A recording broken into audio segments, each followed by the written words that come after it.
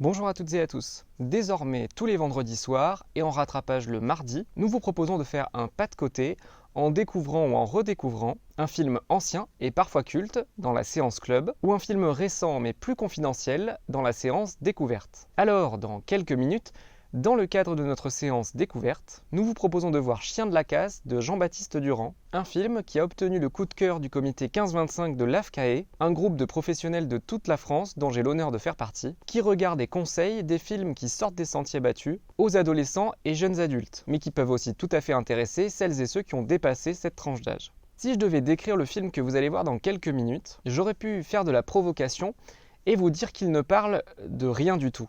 Cette expression, je ne l'emploie pas par hasard, c'est en fait une phrase célèbre prononcée le 16 septembre 1992 dans un épisode de la série américaine Seinfeld. Je vous remets en contexte. Seinfeld, c'est une sitcom, une comédie de situation, qui met en scène des amis trentenaires vivant à New York. L'un de ses amis, c'est Jerry Seinfeld, qui donne son nom à la série, c'est un comique. Un jour, son meilleur ami, George, monte avec lui un projet de série qu'il propose à la grande chaîne américaine NBC. Et quand un des dirigeants de la chaîne demande à George de quoi parle la série qu'il veut créer, George lui répond cette phrase devenue donc célèbre, à rien du tout.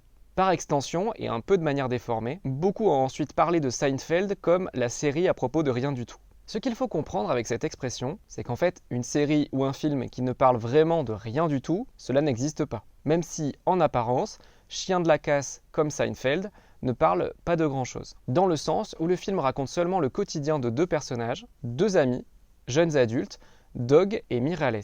Ces deux personnages, ils fonctionnent certes en symbiose, mais surtout en opposition. L'un est taiseux, l'autre bavard, l'un semble apaisé quand l'autre est complètement torturé. En fait, Doug et Mirales se révèlent être des personnages complexes. Et c'est justement ce qui fait la force du film. Une histoire simple, interprétée par des personnages forts. En plus de ça, le réalisateur de Chien de la casse, Jean-Baptiste Durand, vient proposer une véritable originalité en situant l'action de son film dans une petite commune rurale du sud de la France, Le Pouget, à une quarantaine de kilomètres de Montpellier et une cinquantaine de Béziers. Ainsi, vous avez peut-être déjà vu des films français centrés sur deux amis ou une bande d'amis dont l'action se situe dans une banlieue. Vous avez aussi déjà vu des films français se passant en milieu rural, mais dans lequel on ne voit aucun jeune. Eh bien, l'intention de Jean-Baptiste Durand, c'était de venir remplir ce vide dans les représentations. Lui qui a vécu comme nous, comme vous, en milieu rural, sait qu'on peut tout à fait y situer des histoires dignes d'intérêt.